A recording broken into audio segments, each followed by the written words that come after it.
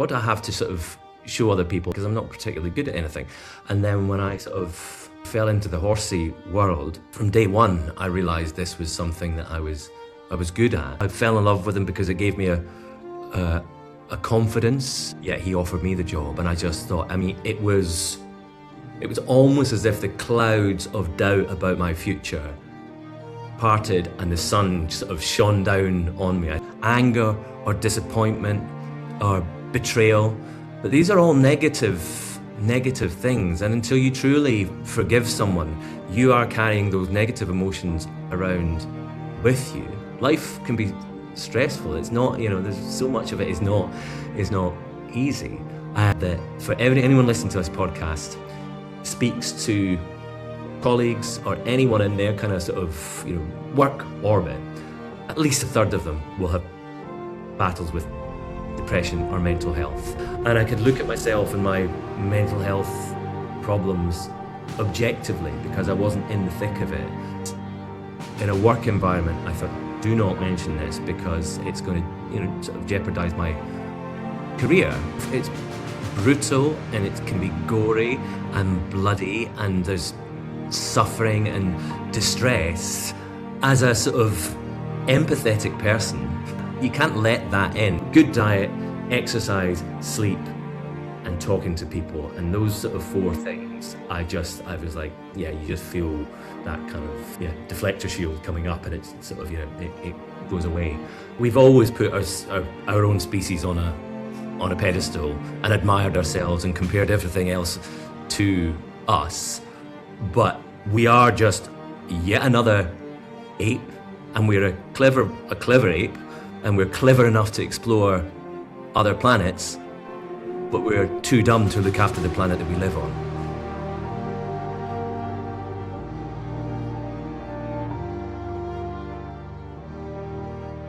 Gordon Buchanan, a warm welcome to Wandering Sapiens. Thank you very much for having me. Do you have any idea of how many videos are uploaded to YouTube every day? No, I don't. I mean, I Googled myself back in the early days when I started doing TV work. I suppose just out of pure vanity and an ego.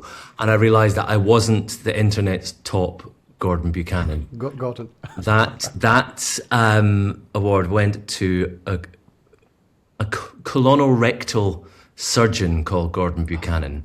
But I have long since kicked his ass off the top spot. But no, I think it's funny. I mean, I never really I think of myself as being particularly recognisable. When our kids were little, they used to say, "You're mildly recognisable," and I said, "What, mildly famous?" And he said, "No, just mildly recognisable." So yeah, I don't know. Do you have a figure on how many uploads per day?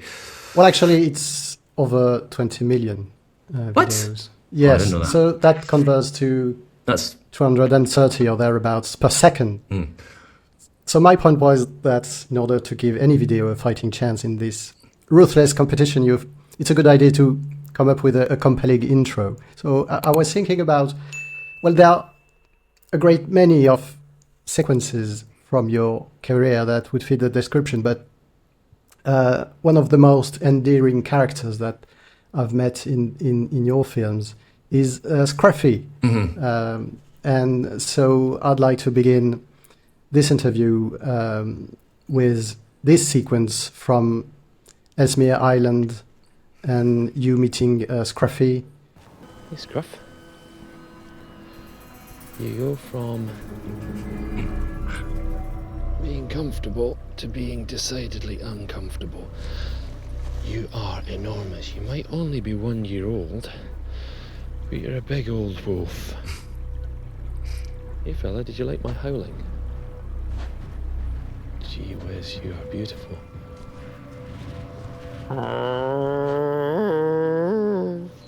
You like that, don't you?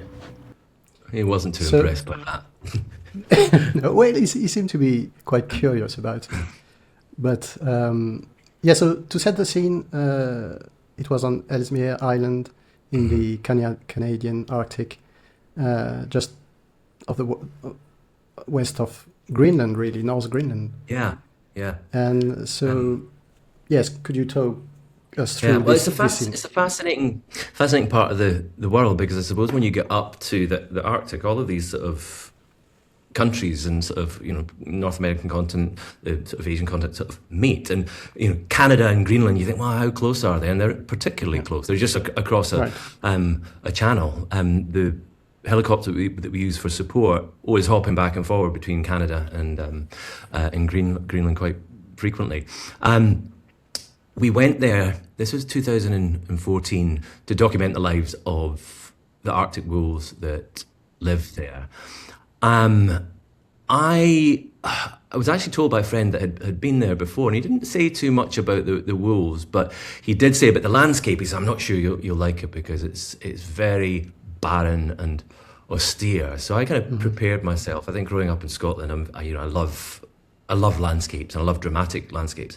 And Johnny was wrong. Well, wrong for me. I was blown away by, not just by the landscape there, but by the atmospheric clarity. What looked like a mountain that was maybe 3 miles away was in fact 45 miles away, and they were vast, huge mountains. There's no pollution that you can see, and because of the Arctic climate, there's you just get this kind of very long field of sight, and it's quite a kind of mercurial landscape as well, because there's nothing familiar. You know, it's quite otherworldly. You know, a lot of landscapes that you go to, whether they're kind of mountainous landscapes or desert landscapes or forest landscapes, they're kind of all they're similar, but there's something about those Arctic landscapes and the way that they've been shaped by the extreme conditions there. The rocks look different. The mountains, where they're different. The sort of the tundra itself, you can't really compare that to moorland in Scotland. It is very different, and because there's no nothing really visibly recognisable as far as there's no trees. Yep. You don't see any ships up there. You don't see electricity pylons or phone masts. So there's nothing really that gives you scale. And because the mountains are different to the mountains that I'm used to, you kind of just make a slight judgment on how big the mountain is. Right. And beside our camp, sorry, this is a long introduction to the wolves. I'll get to them shortly. But because of next to the camp, there was what appeared to be a little mountain. I thought, one day, while I'm here, I'm going to climb to the top of that mountain. And I was filming away with the wolves one day, and I looked up, and this mountain had shrunk because Anwar, who was the director, was standing on top of it, and it wasn't a mountain at all. It was just a rocky outcrop. So I thought this was like far, far away, but it was, about 1,000 times smaller than I actually had anticipated. So we'd gone to Ellesmere Island to film these wolves. The landscape is breathtaking. I think the lack of signs of humanity is sort of what really chimed with me. And because of the lack of people, the wolves that live there have no fear of people. So for the wolf pack that we found and we were to go on to spend 3 months with, we were the first human beings that they'd ever seen. And I think initially on the very first day, in the very first encounter, I learned something surprising, is that fear is not inherent within wolves. Fear is not really necessarily inherent within any species. They have to learn, or humans, when it comes to our relationship or our conflicted relationship with wolves, we teach them to fear us. We've done our very best to exterminate wolves across the range, but one-to-one, with no preconceived ideas or experience, wolves do not fear us. We're a curiosity to them, which is a gift for a wildlife filmmaker, because it means that there's no sitting in a hide or hiding behind a bush or up a tree. These wolves came to meet us, and they seemed to have this desire to be around us just as much as I wanted to be around them. I was probably slightly less, more uncomfortable than they were initially, but there was only one of me and there was 6 of them. Right. And yes, I've noticed in the credits that one of the scientific advisors was David Mitch, and I think also Dr. Dan McNulty. And it's pretty much the world's authorities on Arctic wolves. Yeah. And so in the course of your career, have you seen the interaction with scientists change? And maybe because you had much more advanced technology to offer, maybe they started to be more interested perhaps in working with wildlife filmmakers. Well, I think when it comes, wherever I've filmed across the years, there's sort of 2 points of contact.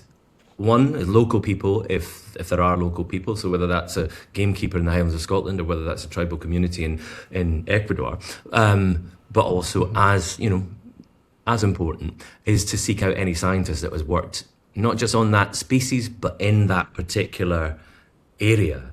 And if you were to kind of remove the scientific community from the great archive of wildlife filmmaking, you wouldn't be left with a great deal. So it's essential, and I think, and it's a partnership, and I think hopefully it works well most of the time. And in the case of the Arctic wolves and the Wolf Family and Me series, we had a scientific team with us. I think that may even have been how we were able to get permission, because not everybody can just go there. So we were working with a scientific team. We funded the satellite collar for one of the wolves, and yeah, that worked incredibly well. But it's there's a huge reliance on people that know those creatures. I mean, just simply to point to where they are, but also pointing out what to look for if there's any sort of nuanced behaviour. And that actually with the wolves, initially I was watching stuff. And I shot it some of it in slow motion, but you watch it back in real time. And the scientist said, look, there's lots of micro expressions going on there with the wolves. And I thought, what? They're just, it's like over in the blink of an eye.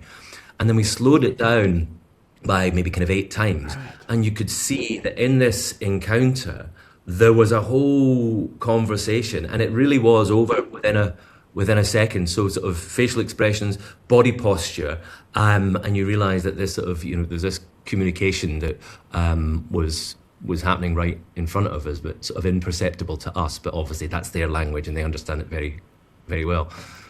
Yes, that was very also one of the things that Lynn Rogers emphasized during the Bear Family and Me filming.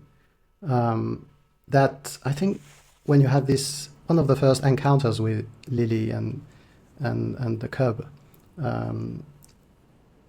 actually is able to read her behavior to the extent that when she's very subtly, it's very subtle, but she's starting to say, well, I'm not comfortable now, so I want you to back off. Yeah.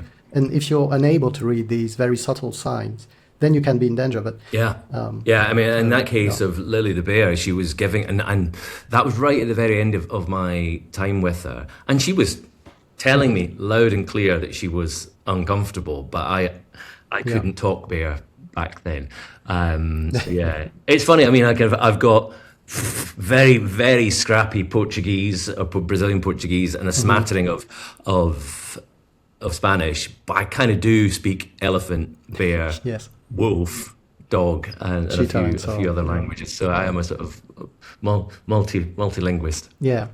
So the encounter with Scruffy is only one of the great wildlife encounters recounted in your autobiography, In the Hide, which is now also available for purchase in paperback, by the way, and you'll find a link in the description for those interested. I highly recommend the book, and one of the reasons for which I wanted to talk about the book is that it might suffer from some misconception.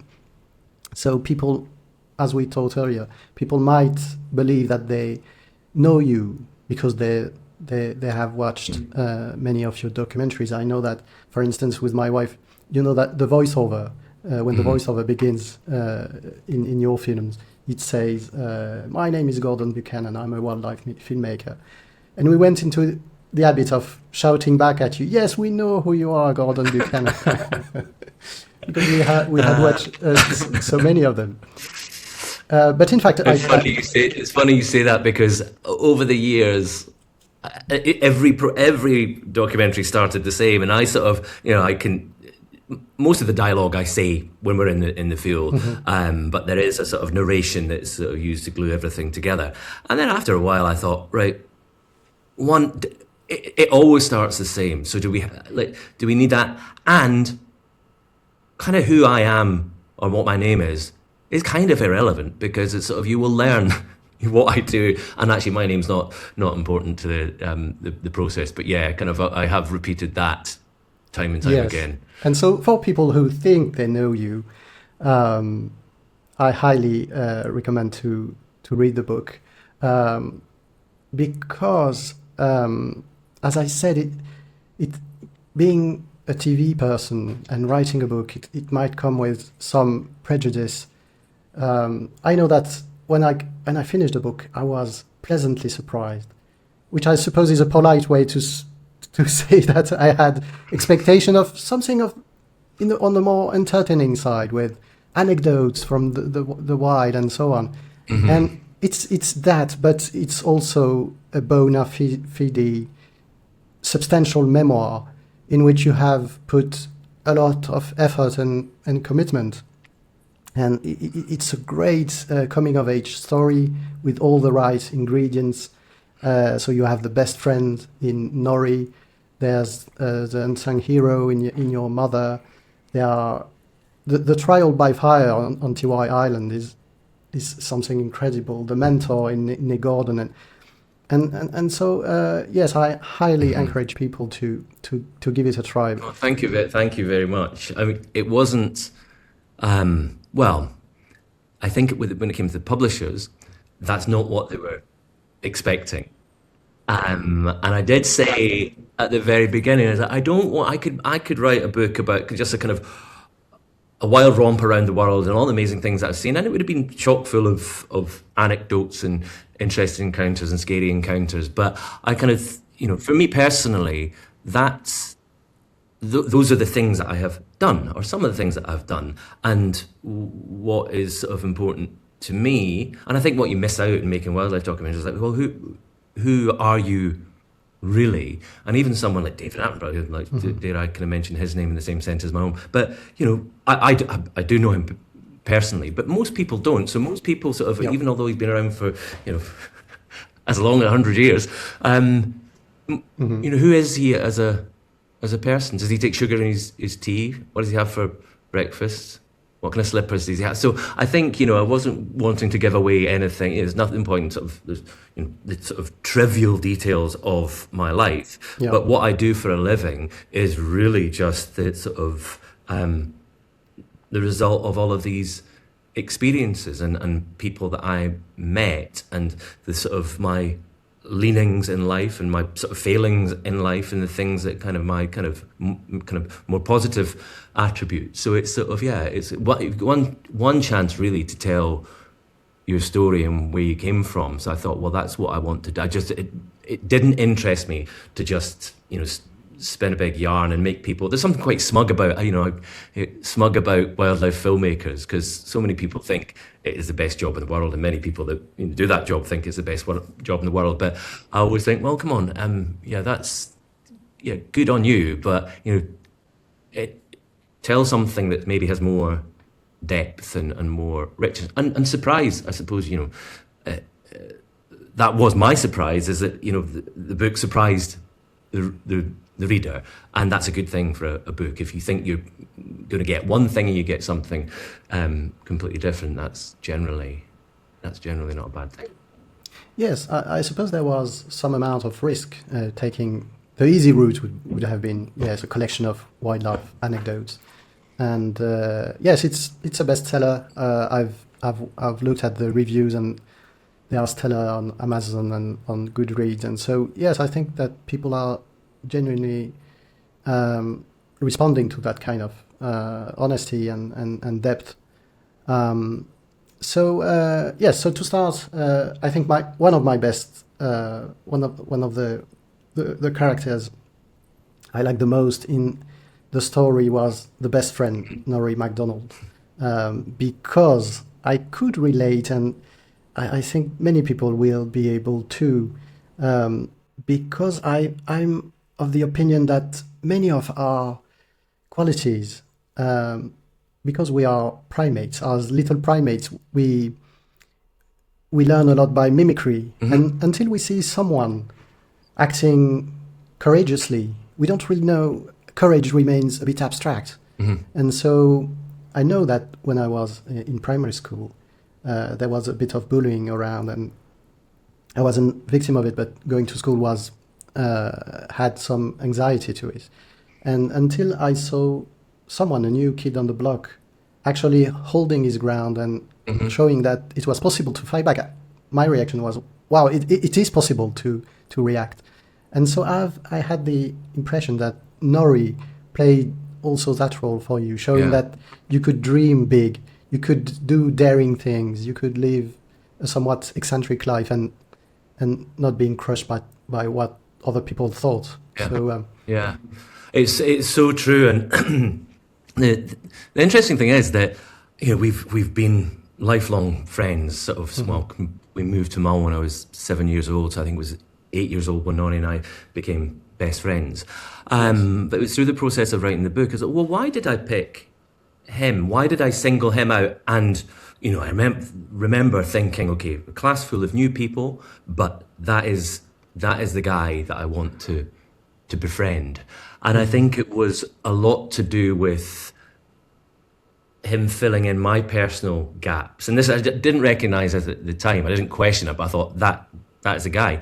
And I think because I wasn't outgoing, I wasn't sort of showing kind of any great academic promise. I was sort of didn't like sort of to bring attention on myself, and also I kind of probably thought there was a lot of things off limits to me in life that just, well, that's not for me. That's not for people like me. And Norrie was there just sort of being very flamboyant, being kind of later in life, being very confrontational with teachers, but kind of just sort of not aggressively, but just he didn't care. Yeah. He didn't give a single damn about what people thought of him, and that was very appealing to me, because I thought I want a bit of that. So I suppose across our early childhood, all of our kind of best adventures were kind of led by him, and that really kind of, I think, sort of set me on this path. If I hadn't picked Norrie as a friend, if he hadn't been at that school, I'm not sure who would have sort of shown me the way. And through the book, I realised in writing it, you join all of those dots. So starting at the beginning is, okay, what were my kind of early experiences? How did they affect me? My parents sort of split up when I was maybe 3, and then we moved to the Isle of Mull on the west coast of Scotland. So these things have an impact, but you seldom have an opportunity to, you may reflect on them in isolation, but you seldom go, okay, well, how did that lead to this, to that? And what surprised me was that all of these key events, from moving to the Isle of Mull, or my parents splitting up first, led me to being a wildlife filmmaker. And it wasn't a straight line, it's just lots of zigzags. But I think Norrie was a person sort of that probably instilled in me this, well, you can do anything you want. And that's sort of, I suppose, how I ended up kind of, with that desire to live a more interesting life. I thought, well, this is kind of, I don't have, no one's, there's, okay, society or your community is maybe encouraging you, well, you're not very good at school, so this is what your options are. But I kind of thought, well, no, actually, I've got more options than you think. Even this is like school, this is my mum, this is careers advisors, like, they tell me, like, well, this isn't for you. You're not capable of doing these things. And I think sort of, Norrie's like, you can give it a go. And if that doesn't work out, you can try something else. So yeah, I'm eternally grateful to him. Yes, I don't want to spoil too many of the books, so I won't disclose all the adventures with Norrie, but they are definitely a great a great part of the book. And how did the idea of writing a book came about? I suppose we kind of, from the outside, we underestimate the amount of writing involved in presenting a television program or even filmmaking it. Yeah, when it comes to the book, I thought sort of, I'm not sure, I didn't have a kind of desire. I think a lot of people that, that love to write, that sort of would be their dream, to sort of have a publisher give them a book deal. I just thought at some point I will write a book. Mostly because I think kind of a lot of those memories you think that are indelible and are going to be there for forever. A lot of these memories were sort of gathering too much dust at the back of my mind. I thought I really need to actually put this down. So yeah, it was quite an easy process, and I was and am in a very fortunate position with the publishers that I think they knew that, okay, you make these TV programs, so you have you're mildly recognizable, as my children would put it. So we know that you're going to sell enough books to cover our costs. So it wasn't, I didn't have to hunt high and low. It was just sort of landed on my table, and I thought, gosh, so many people will self-publish a book or just strive for years, write books, and it'll take years. But it was an opportunity to, I think, to tell my story. But what I realised, even in a book of 80,000 words, it's hard to put it all in there. So there's lots of kind of chapters in life, and I had to really decide what am I going to concentrate on. So I suppose my sort of kind of origin story was sort of, I started at the beginning. Right. One of the first animal species to have a great impact on you are horses. And you talk at length in the book about how they have also helped you to fulfill your potential in a way. And there's a great picture in the picture section of at the end of the book of you riding. How do you say that in English? Cross riding or cross country riding? Cross country riding, yes. Yeah. I've done a bit of that and always been very scared of it because the obstacles are fixed as opposed to movable. And I've done a bit of horse riding, not anywhere near that level, but enough to know that when I'm seeing a good rider, I know when I see a good rider, and the hands are perfectly placed, and so you reached quite a good level in that. Even doing competitions and all that. Mm-hmm. Well, I think I was blessed with no apparent talent.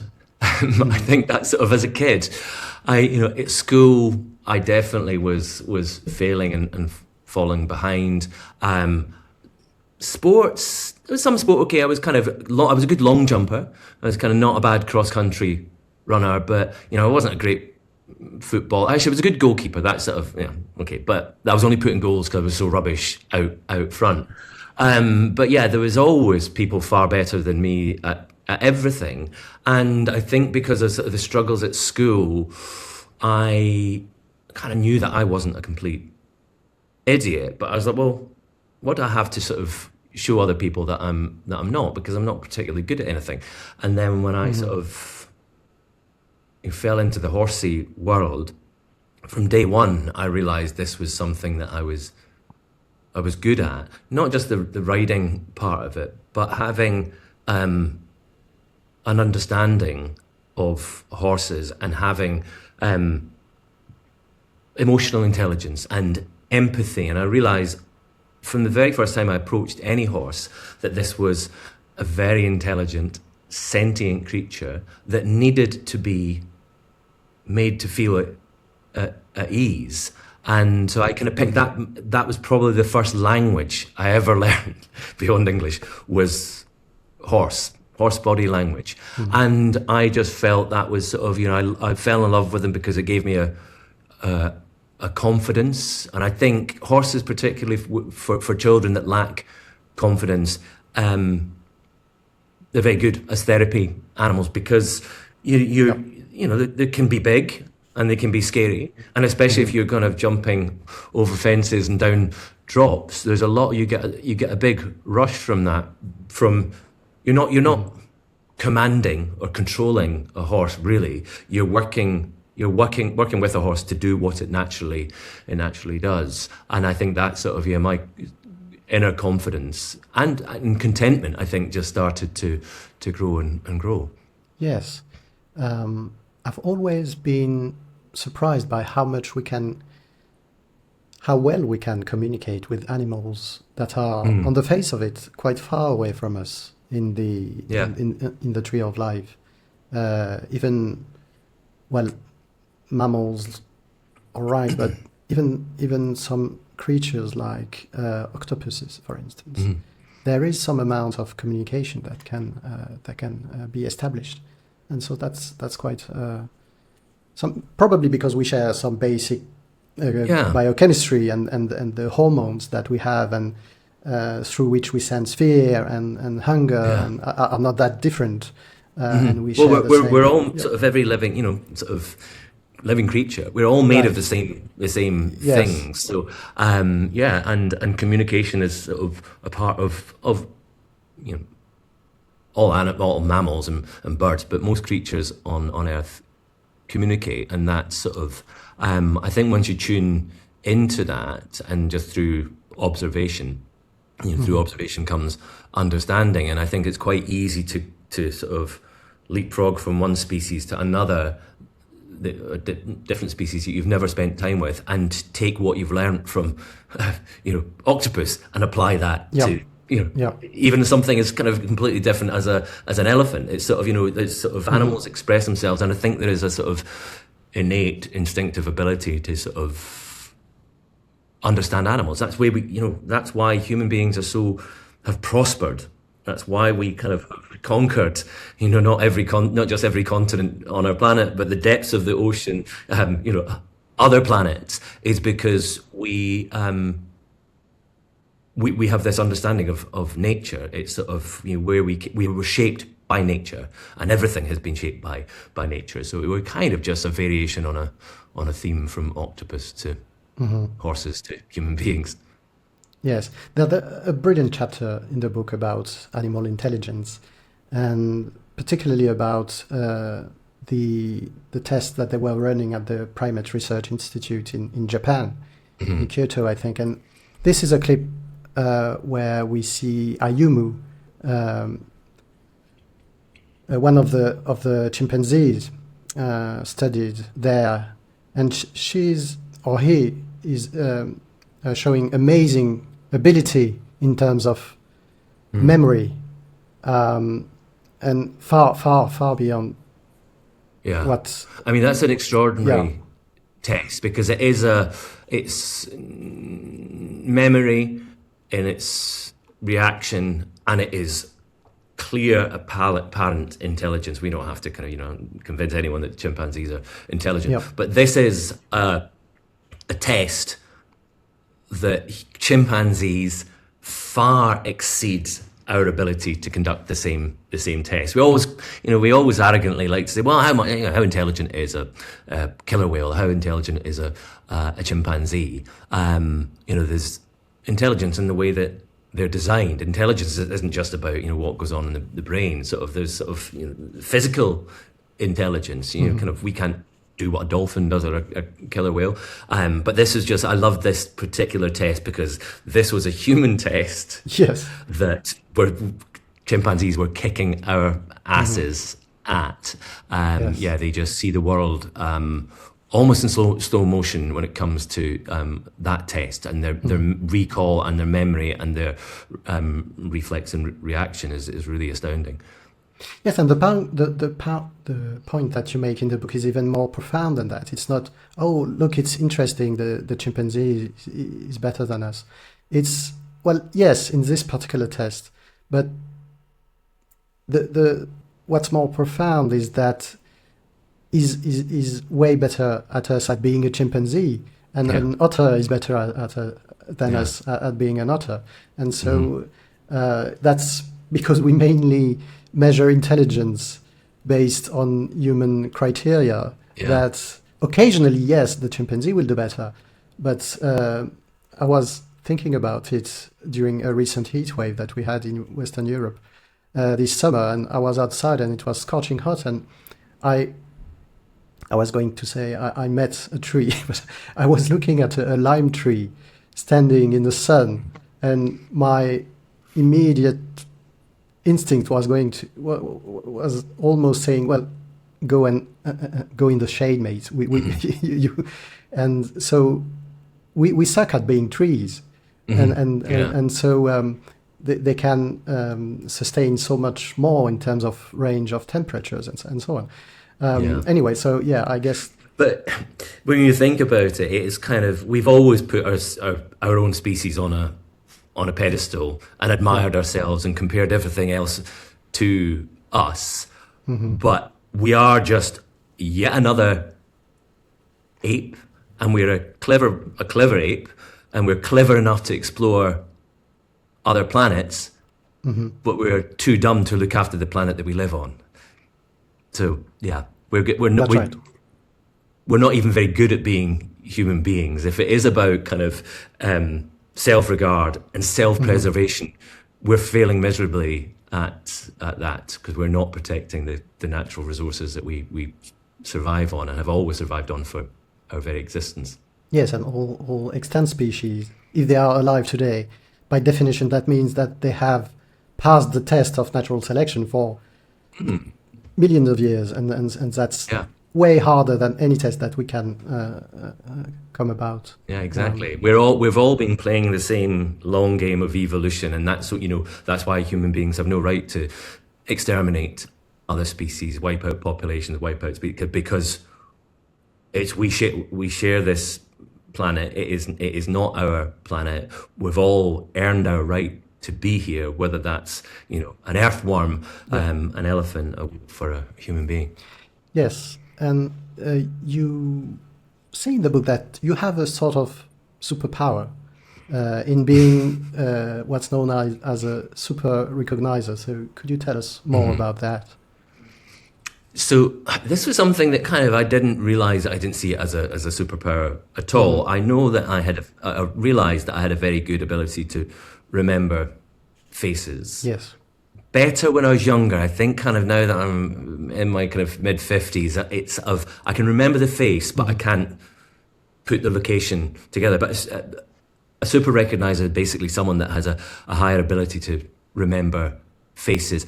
Not only that, but to distinguish one face from another. Yes. So at the opposite end of the scale, you have people that have got facial blindness, that really struggle to not just remember faces, but at its extreme. And I met a bat scientist working with her, and she was telling me that she had facial blindness, and she walked into a bar, and there was someone that was, there's my boyfriend. She walked up to them and gave them a big hug, and just the way that he froze and reacted, she thought, okay, that's not my boyfriend. This is a well-lit pub. And she realized that this guy was similar kind of height to her boyfriend, similar kind of hair, similar kind of clothes, but it wasn't her boyfriend. It's just, she didn't even recognize the face of someone that she'd been in a relationship. So, but at the other end of the scale, I'm able to, kind of remember faces and recall them. And it's a fairly useless superpower to have, because all it does is sort of freak people out. If you put it into practice,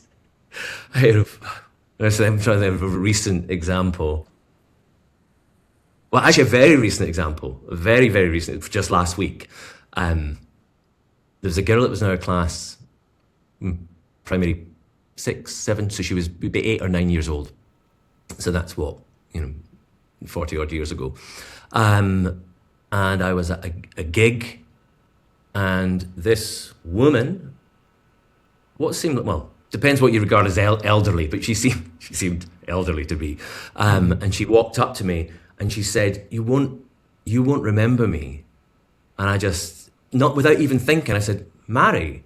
And this was a child that I hadn't seen since, the age of 8 or 9. And here she was as a woman in her mid-50s, and I knew exactly who she was. And I sent the picture. I was like, well, everyone's going to recognize her. So I sent the photograph. I took a photo with her and sent the photograph to our other friends. I was like, look who I met.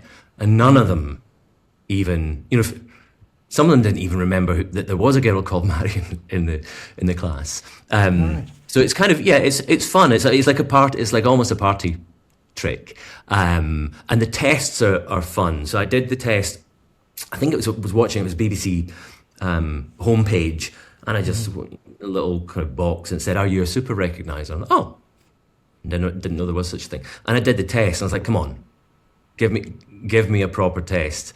And then it did. It said, "If you feel you scored highly in this, you might want to be redirected to University of Greenwich long-term study for more tests like this." So I basically started doing this for fun, and even the early tests, like, "Come on, give me something that's hard." And so I've kind of been part of this long-term study where every kind of maybe few months they'll send me a test. To be honest, actually, maybe about a year since I have done any of these tests because I'm losing my superpower. But yeah, it's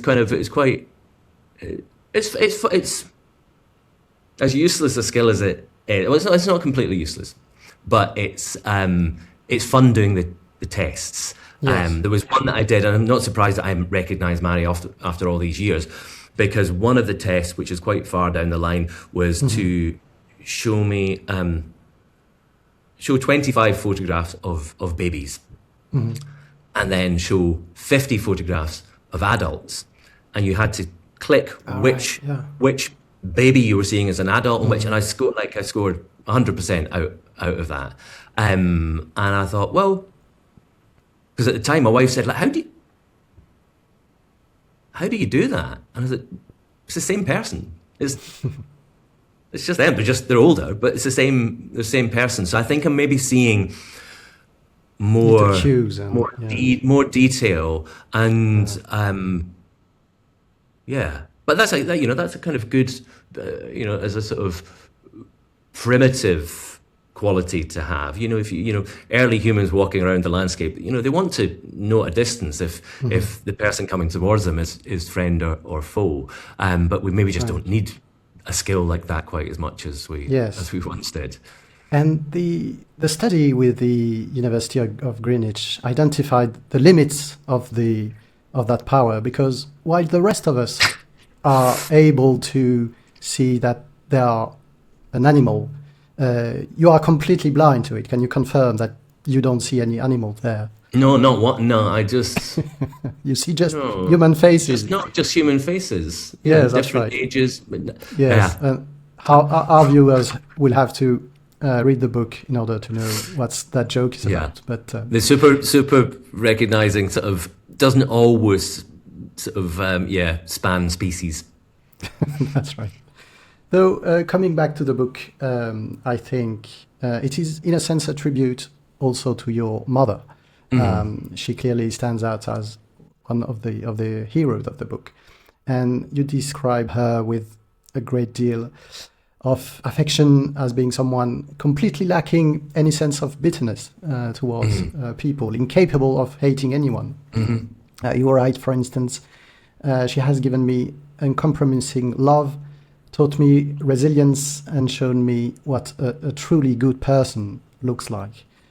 But unfortunately, in a coming of age story, the protagonists have also to overcome considerable hardships.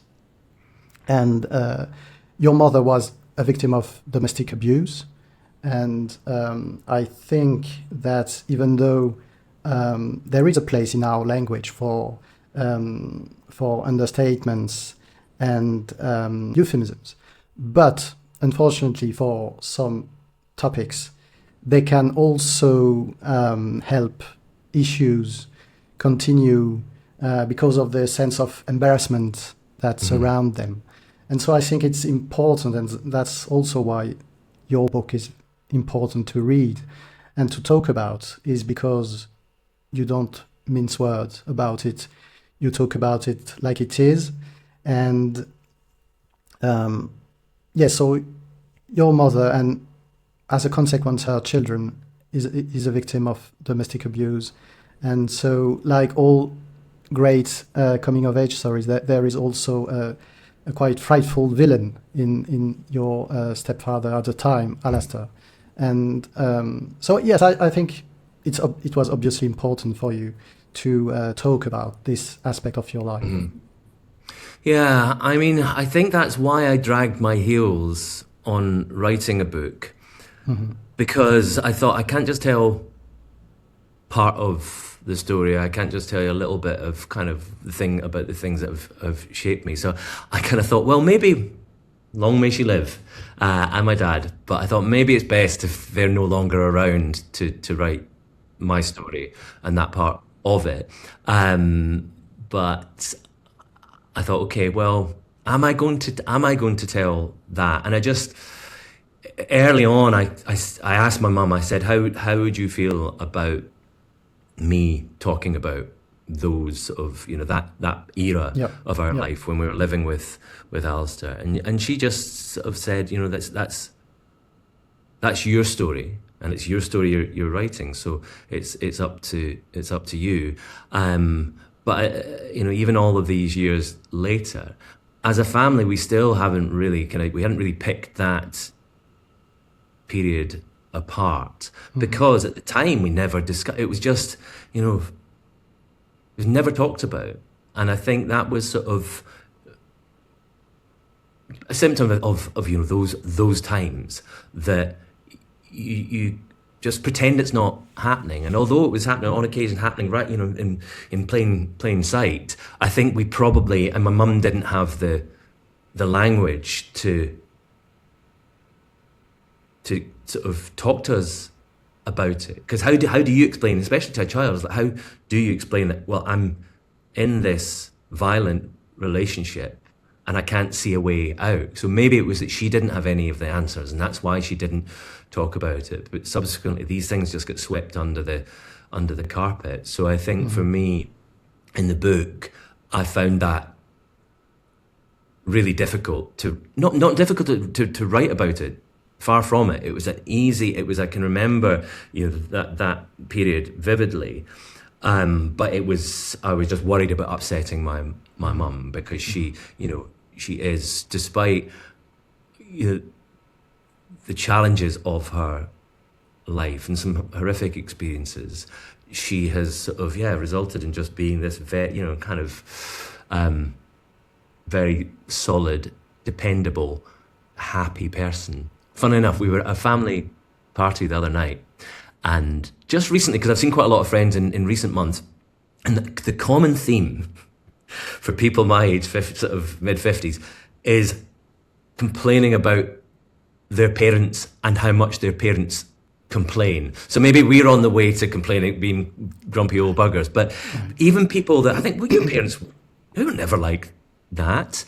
I think, maybe when you get to the age of 80, 70, late 70s, 80s. Yeah, it's like this sort of keeps on coming up time and time again. And I was chatting to my mum, and she's a big happy smile on her face. I was like, that's never happened to you. And she was like, no, but I see it happening to other people of my age. And she said, well, you don't have, you get to the age of sort of late 70s, you don't have as much time as you used to. So why are you going to waste and squander that time complaining? Like, just get out there and live and sort of, be happy. So yeah, she kind of to this day sets a very good example for me. Yes. Well, for the reader, from the perspective of the reader, these pages are heartbreaking, frankly. And the thing is that you are way ahead of us in terms of forgiveness, and that's one of the great points that you make in the book, that when you met Alistair later, you managed to, in a way, let go of the anger that had built up in yourself, and it's not a kind of forgiveness that comes from some abstract concept of it's good to forgive or anything, but it's more like it's not even worth it.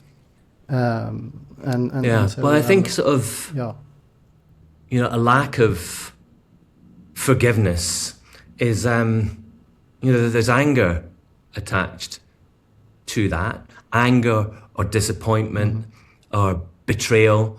But these are all negative things. And until you truly forgive someone, you are carrying those negative emotions around with you. And in many cases, that person doesn't give a shit. That person might not even still be on this earth, yet you're the one that is left with negativity as a part of you. So to let that go is really freeing, because it's gone. Forgiveness is about,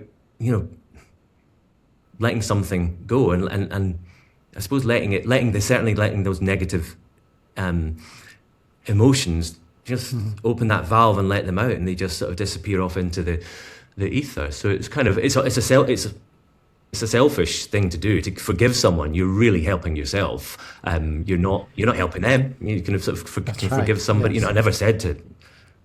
Yeah. That's stretching it. I would never have said to Alice, you know what, I forgive you, because that wasn't important. Because he would have probably said, forgive me for what? But yeah, for me, it was liberating and freeing, and I think I've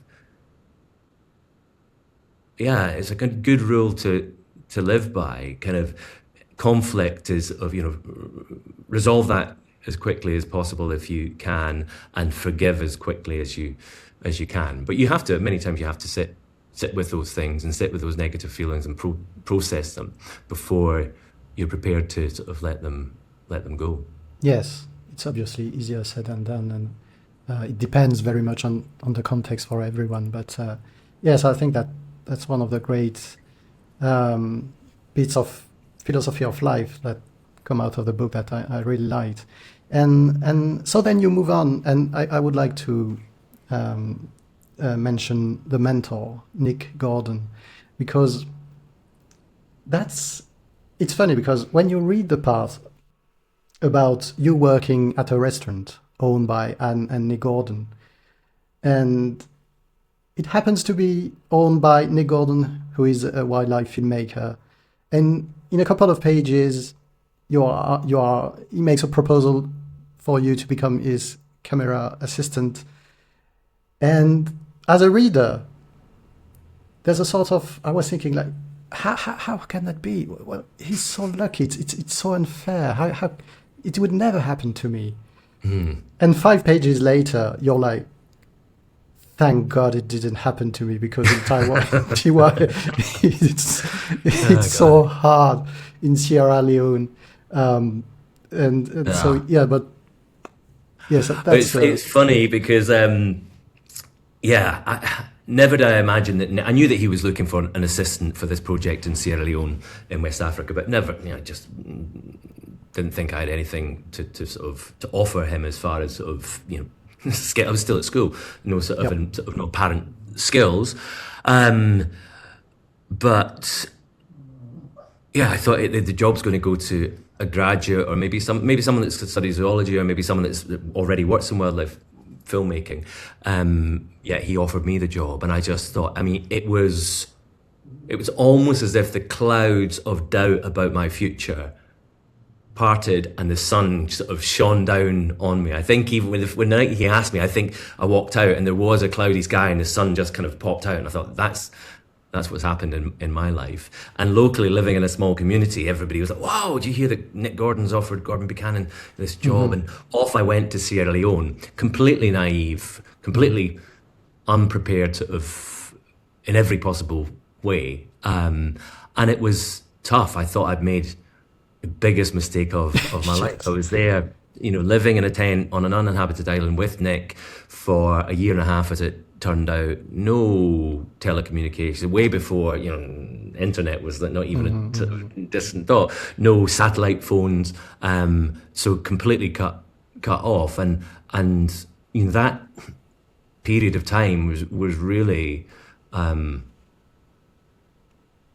I was incredibly homesick. When I think back to it, there's just that was this kind of pervading feeling of just being not so much alone, but missing everyone and everything that I knew. So yeah, that kind of golden ticket kind of turned to dust quite quickly. But I just stuck it out because and Emma, Nick and Anne's daughter, came to stay just 2 nights ago, and we were talking about. She came out to Sierra Leone when she was a tiny little baby, and I was sort of telling her about the difficulties of being there, and that had I. Nick never would have said, "Look, you're clearly not happy, you can go home," because he needed me.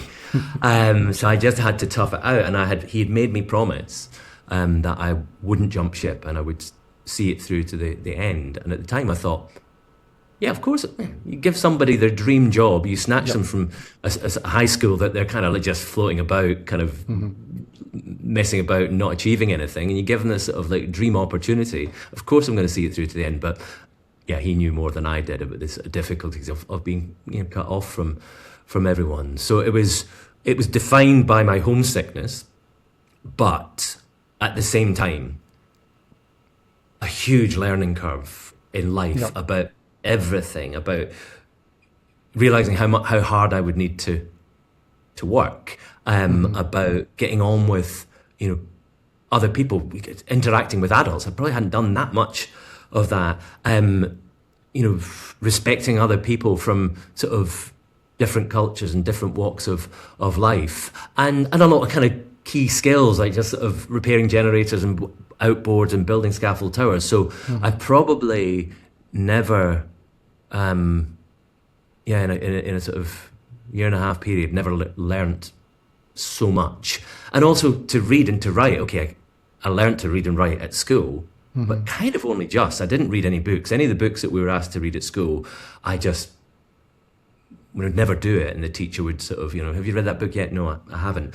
But because the evenings were very long, I started reading and fell in love with reading. And because the evenings were long, I started writing letters to everybody. And I was craving news from home. And I thought, well, if I write, again, selfishly, if I write a letter to this person, they'll write back. And that's what I really need. I need a letter from them far, far more than they need a letter from me. And I kind of realized that sort of, I failed my English sort of higher A-level kind of quite miserably. But in writing these letters, like, well, I'm enjoying doing this. These are kind of stories that I'm, not making up. This is sort of relevant.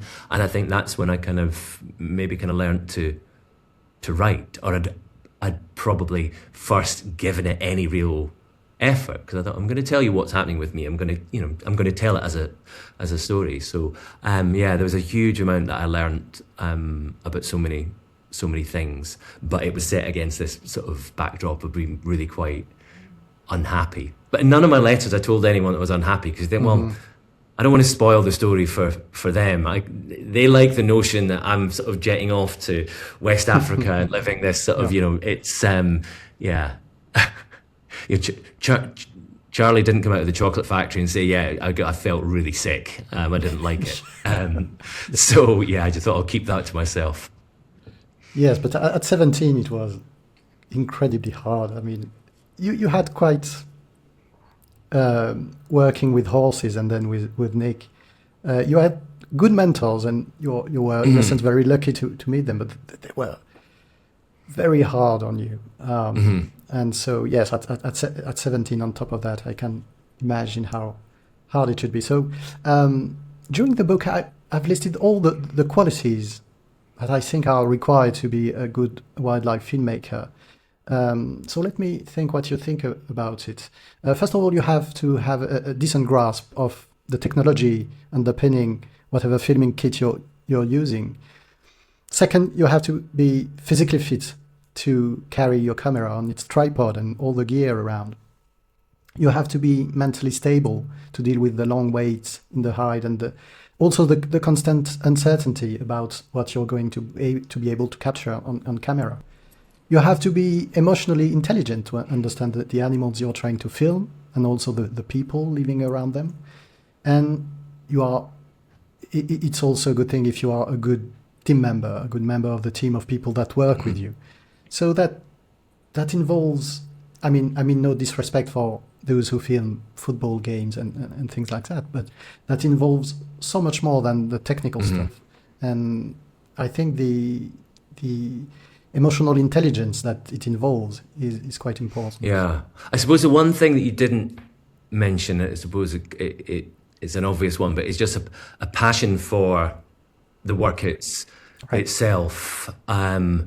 So, and I suppose if you're filming football, because a lot of the kit, well, the lenses that we use are lenses that were designed for sport. So the kit is the same, but I'd like the challenge of, I'd get but I'm not into football, so I don't have a passion for that, but maybe people that are filming sports are I know cameramen that are into sports, that are sports cameramen and women, and they love sport, and that's why they do their job.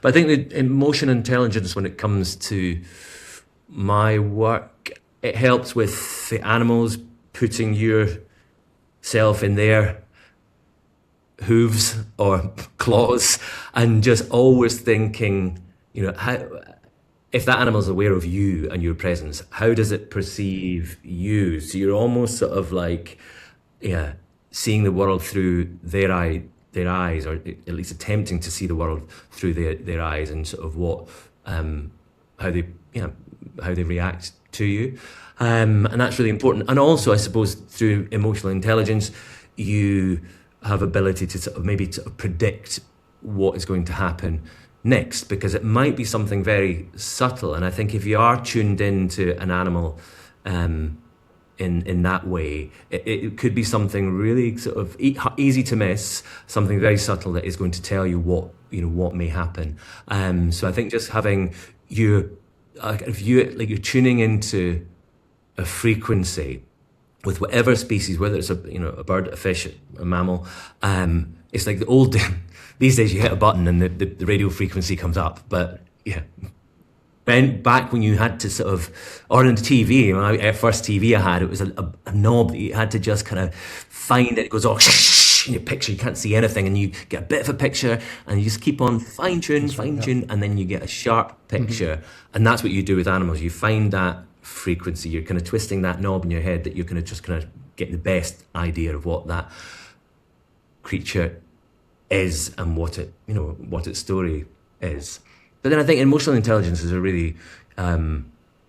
Maybe those that don't have it don't value it, but I've got friends that have very little of it, and they probably, if you could maybe just do that as a firmware update, they would probably realize that, I'm not as right as I thought I was, and I'm not as easy to get along, and all of those misunderstandings and the conflict that I've had possibly was to do with a lack of understanding and empathy. But I think I often work, sometimes I'm working completely alone, other times it can be quite a big team. In the Botswana recently, there's 30 plus of us in the whole team, and it is essential that, especially if you're away from all your home, your friends, your family, that there's harmony within the team, and that experience of being with other people is a positive one. And I've been to some incredible places to see species that people would give their left arm to go and see, and there has been disquiet in the team, there has been conflict, there has been challenging characters, and it ruins that entire experience. The animal isn't as important, the landscape isn't as beautiful, the food doesn't taste as good, because it's set against a backdrop of conflict, and that really upsets me. It's that's a physical, I have a kind of almost a physical reaction to conflict. I suppose maybe that goes back to being a kid and sort of witnessing the things that I did. But human conflict, I just feel my body sort of tighten up. So I'll always be the first one to try and put people at ease, and to kind of try and bring harmony. But then I keep on say the same thing. But again, that's selfish. It's sort of, I'm not saying because I'm such a nice guy. It's because I want the best possible experience. So I'm going to sort of resolve conflict. I'm going to keep everybody happy. I'm going to try and make everyone feel comfortable, because if I don't, I'm going to be uncomfortable, and that's the last thing that I need. Yes. Another obvious one that I missed is probably the ability to see nature as it is, as opposed to,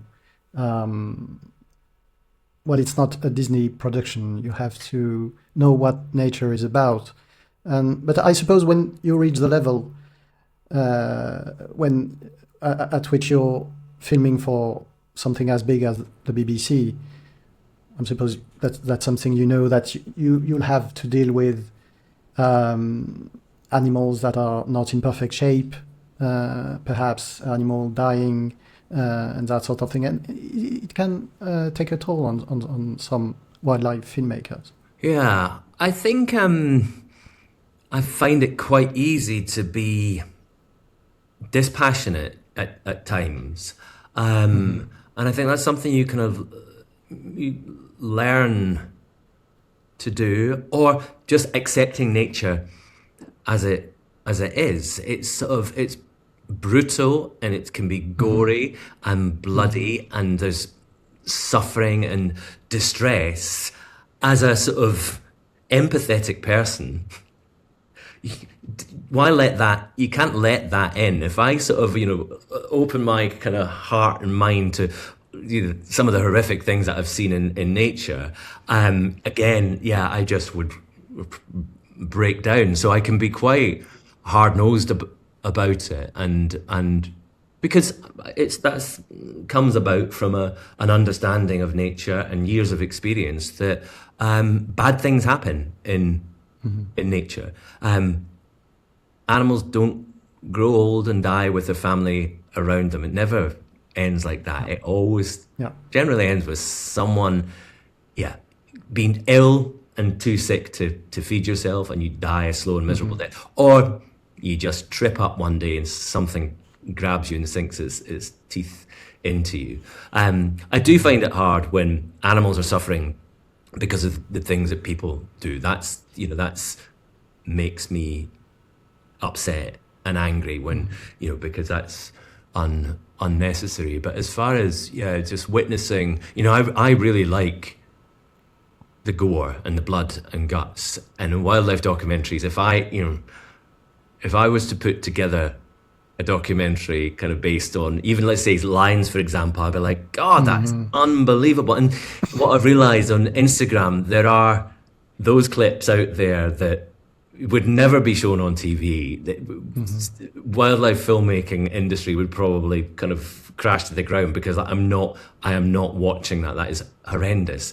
But because I've seen a lot of it firsthand, I'm sort of fascinated, when crocodiles attacking zebra, and that process of one animal hunting, predating, killing, consuming it in its entirety. I find that really compelling, to see something as big as an elephant be just reduced to food for other things, from the lions, the hyenas, the jackals, the insects. And, that creature is all but gone. But maybe the day before, or an hour before. Elephants take a long time to die, so that's something that I haven't seen an elephant being killed. So I would really struggle with that. But it's I've seen animals just that have lived for 30 years, like Cape buffalo, vanish. They are alive, they're caught, and they are consumed and reduced to a skull and a rib cage. I think, God, he didn't see that coming when he got up this morning. But I find that it's fascinating, because it is natural. It's part of it. And okay, you can cherry pick the parts of nature that interest you and you like, but everything in nature interests me. And even if it is, bloody and gory and might give some people nightmares, I find it utterly compelling. And how do you deal with because by definition, nature is is even completely random. How do you deal with the pressure probably coming from the producers that maybe you are going to come home empty-handed and without the shots that you were aiming for? So I suppose you have a plan B and a plan C, but how do you allocate resources to plan C if that takes away from plan A, maybe lasting a bit longer in perhaps finally getting those shots that was something in my mind all the time when I was reading the book. How do you deal with something so random to have a final product that is, yes, commercially viable? Yeah, I think because it's not random. And animal behavior, and especially, you know, going back to scientists and local communities, okay, they can't say with any great certainty that this species will, or, you know, this macaque will be, you know, on this outcrop, or, you know, this deer will be here. But there's kind of laws of probability and predictable behavior. And I suppose what you try to do as a wildlife filmmaker is just you put yourself in the right place and wait for the right time. And that, I find, you know, that's what makes the waiting game very easy for me, because I'll always be in the place that I think is the right place, and I can wait for a day, a week, I can wait for a month if in my heart I believe this is the right place. But if someone puts me in what I believe is the wrong place, it's difficult to even sit for half an hour. Like, this doesn't feel right. So obviously you can go out with not a script for the animals, but you can go out armed with scientific paper, to knowing about the behaviour and when it occurs and how it occurs and what to look out for, and you'll go at the best time of year, and hopefully you'll be aware of how, you know, other sort of possible things may affect. So whether it's, you know, weather dependent or whether it's sort of flood dependent. So you've got quite a lot to go on, but then ultimately it is nature, and you may have put yourself in the right place, but it may not be the right time. So you have to just keep at it. Just keep going back out and doing the same thing. If the intel was good at the beginning, yes, you just keep doing it, and eventually it should pay off. For example, last year in Botswana, filming Big Cats 24/7, I had a shockingly poor first month.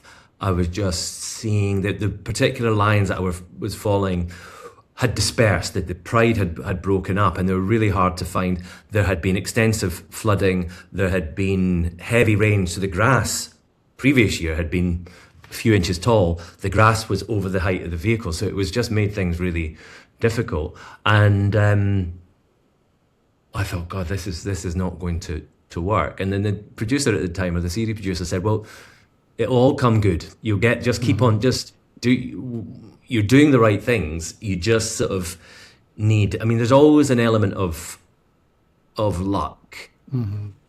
But then, actually, contradict myself here, because I'm always say that there's no such thing as luck, because luck is really where, you know, opportunity and preparedness comes together. And with wildlife filmmaking especially, you have to be prepared for when that opportunity arrives, because many of those opportunities are fleeting and can happen. So, you know, I've seen really experienced wildlife filmmakers go, whoa, God, I didn't see that coming. And I've maybe filmed it and thought, well, I don't know how you didn't see it coming. You were the opportunity was there, but you weren't prepared. So yeah, you just keep doing the same thing and hope it comes good. But then there's those sort of serendipitous occasions when something, without warning, it might not even be the subject of the species you're looking for, something happens, and you just, you know, you always have to be prepared, and you snap a shot of something that is sort of that can almost form the backbone of a whole new sequence.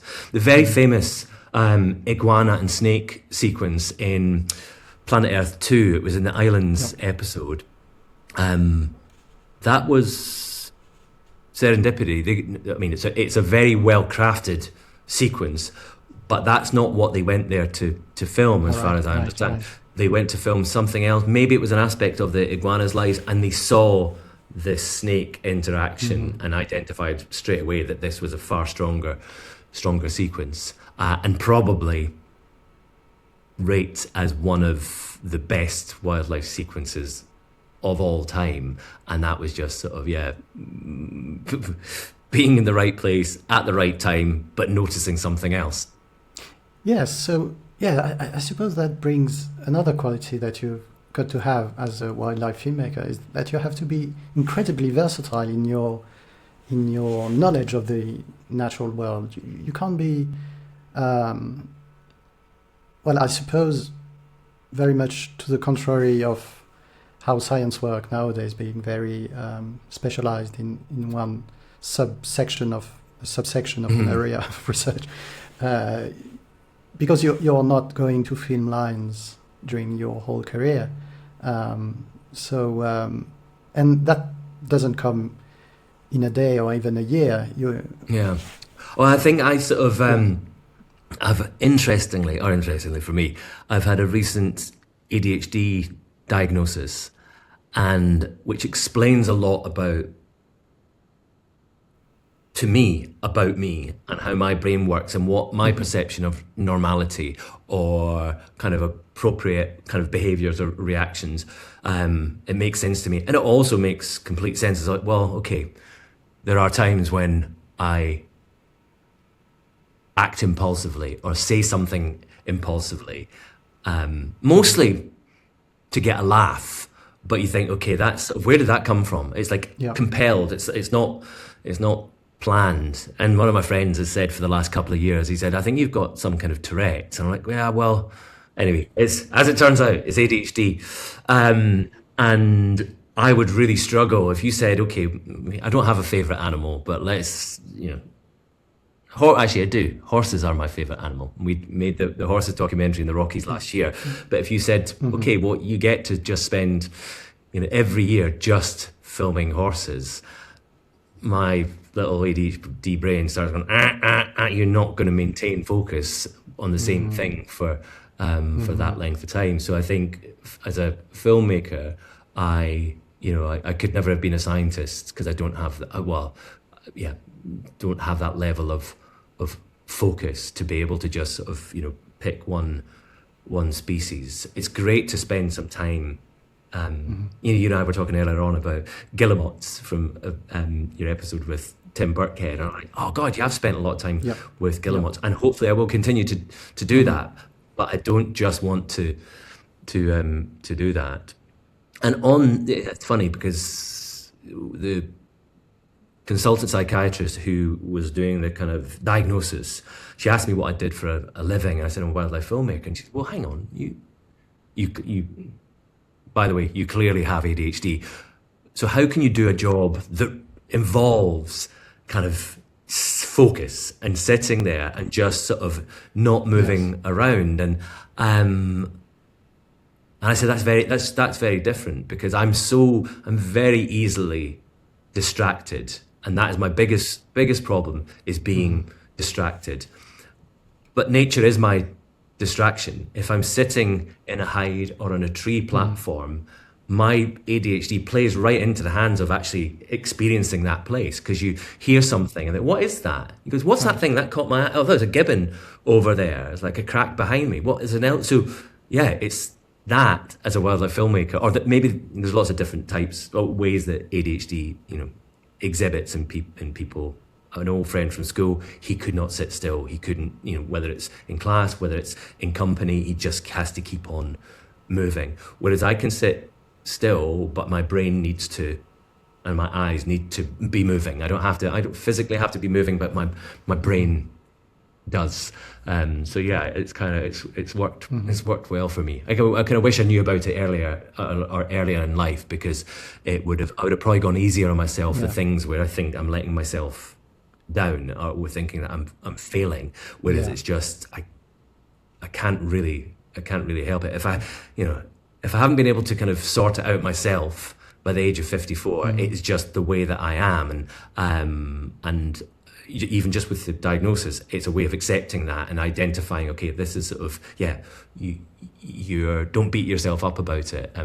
So just sort of, love that bit of you, because you can't change it. Yeah. Talking about mental health, one of the first guest that you have in the Into the Wild series was Alastair Campbell. and he has a smallish podcast about politics, I think now. Yeah, if it was good, I'd probably watch. But knowing Alice, it wouldn't be that good. He's not a very nice person to spend time with. That's a joke. No. I love him. He's great. And yes, we love The Rest is Politics with Rory as well.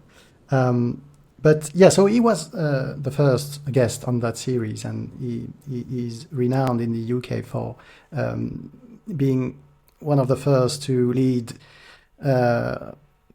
to be at the forefront of awareness campaigns around mental health issues. And there's this great sequence where he plays the bagpipe to attract seals. And so depression is also one of the topics that are discussed in your book, because in a coming-of-age story, the book usually ends with the hero coming to adulthood, and well, we are left to imagine what happens next. But you say quite clearly in the book that when you're becoming an adult, that's when the real responsibilities and the real expectations start to fall on your shoulders, and that comes at a real price. And I think that people maybe around in the mid-30s, 40s can relate to that, and I think it's an important message. And as we discussed for domestic abuse, I think it's important to say the words, not to sugarcoat it too much. For instance, you give incredibly hard statistics about domestic abuse and how it involves mainly men. So we as men have to be more aware of how we deal with violence in ourselves and so on. And so, yes, you talk quite openly about the fact that so there's this great love story with Wendy and so on. And so you could end the book there, and it would be great. But I think that it was, well, yes, courageous to be open about it, because as Alistair Campbell is a great example, you have to say it. You have to say that it's not a problem to take your meds, and you have to take them if you need them, and that it shouldn't hamper your efforts in your career, in building a career, and so on. And because again there is so much stigma around it, I think yes, euphemisms and understatements are not the way to go about it. Well, I think that was, I suppose, when I worked with Alistair on our Into the Wild series, that I had a briefing call with him, and he sort of said, I'd actually quite like to use this opportunity to talk about my depression and mental health. And I was sort of kind of hinting and sort of euphemistically trying to say to him, as like, I also have trouble. But it wasn't until working with him, I was like, hey, this is good, because he's saying this not just to me face to face, but this is a program that, hopefully hundreds of thousands of other people will say. And it's like, this is, hiding away from depression and trying to ignore it just solves nothing at all. So I'm more than happy to talk about my own personal depression and how it comes and goes, and how I've tried to sort of manage it. I mean, I have managed it with medication, but also I've kind of increasingly kind of managed it with good life practices and sort of doing all the usual things, exercise and diet and sleeping well. But still, it can creep up on you. It's like a cold hand on your shoulder that just maybe doesn't grab you, but just pokes you, and I'm like, oh God, it's coming back. And I've never really been able to kind of explain, why that is. Maybe it's just this sort of, kind of ebb and flow of the chemicals in my body that, so there's no, often no trigger or trauma attached to it. But I think a lot of it is probably just feeling overwhelmed by everything, by life, by parenthood, by work responsibilities, by sort of financial obligations. And that is the life that we all live. And that is why I bet my bottom dollar that for anyone listening to this podcast speaks to colleagues or anyone in their kind of sort of, work orbit, at least a third of them will have battles with depression or mental health. Last year, when I was in Botswana, I'd gone back on my medication, and I was feeling, and I thought, okay, it hasn't kicked in yet. For me, it normally takes sort of 3 weeks before it fully kicks in. So the people I was working with, I said, I'm just going to sort of tell you this now, but I'm started taking my medication again, and it'll probably be a couple of weeks before I'm up to speed. And God, I think probably 50% of the people that I would spend time with actually, said, oh, what are you taking? I said, no, it's sertraline. It's like, oh yeah, I take that as well. Yeah, normally too. I'm like, oh, right, okay. And yeah, it is being destigmatized. And the reason that I certainly, I kind of feel quite open, and I like, as I said earlier on, I like to resolve conflict, even if that's kind of inner conflict, and talk about things and see if you can, talking to people is, a great help. But in a work environment, I thought, do not mention this because it's going to, sort of jeopardize my career, and people may think, okay, well, maybe he's not that stable. But as it turns out, it is not that out of the ordinary. And if you feel that you may have depression or you're struggling with your mental health, just of talking to people about those struggles and getting the help that is available to you. I mean, the medication that I took, even when I had a sort of a breakdown in 2011, I was at the edge back then. I was really no regard for my own life. Being here or not being here didn't matter to me. It really didn't. If it was hit a button, you keep living, you hit a button, you're not here. To the extent that I would have probably said, well, I'm in pain at the moment, so it's all over. But I started taking the medication as a different form of medication at that time. And yeah, the sort of clouds parted, and I kind of felt I was back from the edge. And yeah, it kind of, I think I was on that medication for probably about a year, and I could look at myself and my mental health problems objectively because I wasn't in the thick of it.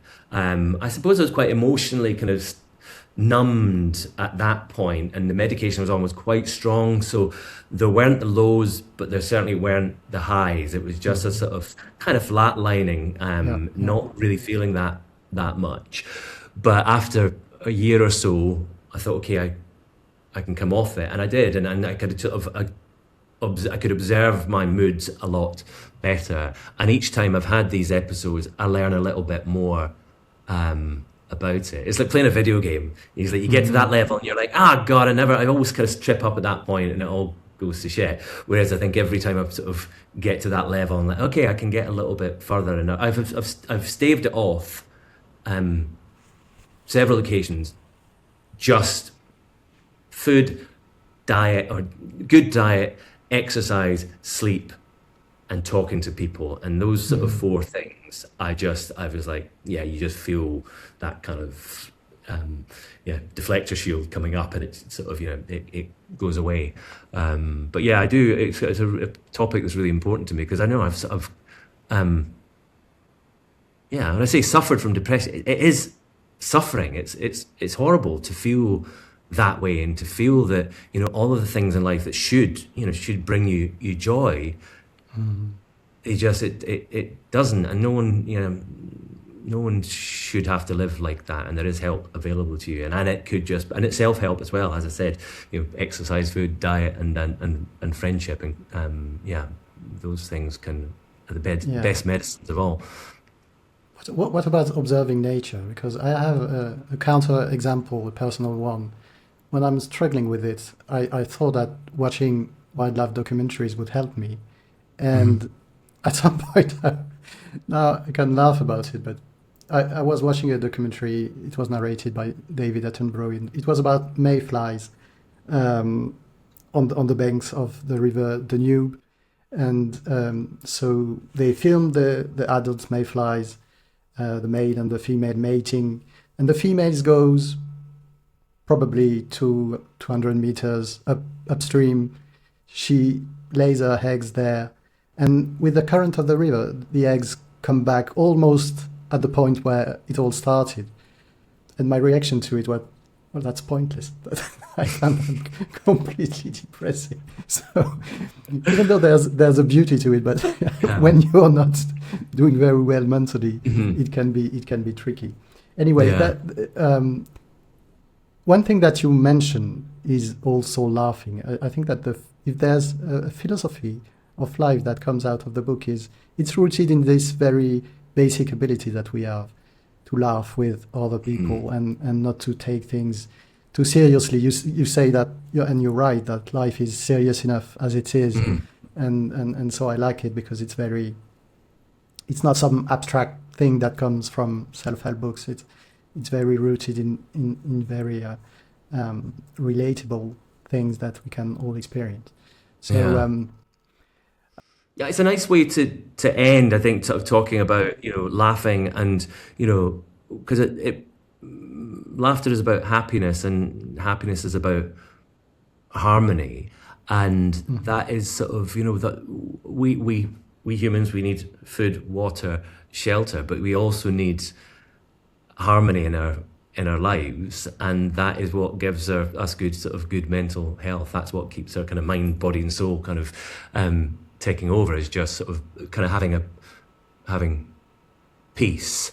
And I suppose life, as I've said, is we're not designed, we're made of the same stuff as chimps and otters and squid and octopus. We are made of the same bits, but we're not living as we were designed to live. The pressure that we have on our lives, living in isolation, sometimes on our own, as a kind of nuclear family, a mum or a dad, and maybe just a mum and children, we don't have the emotional software to be able to do that and feel like we're doing the best job of it, because that's not how we evolved. We evolved to live as sort of in family groups, in communities, where to be surrounded by support. And in our modern lives, we don't have enough support. Okay, some people, that's not everybody, but just living as most people do, we close our doors and you're there with your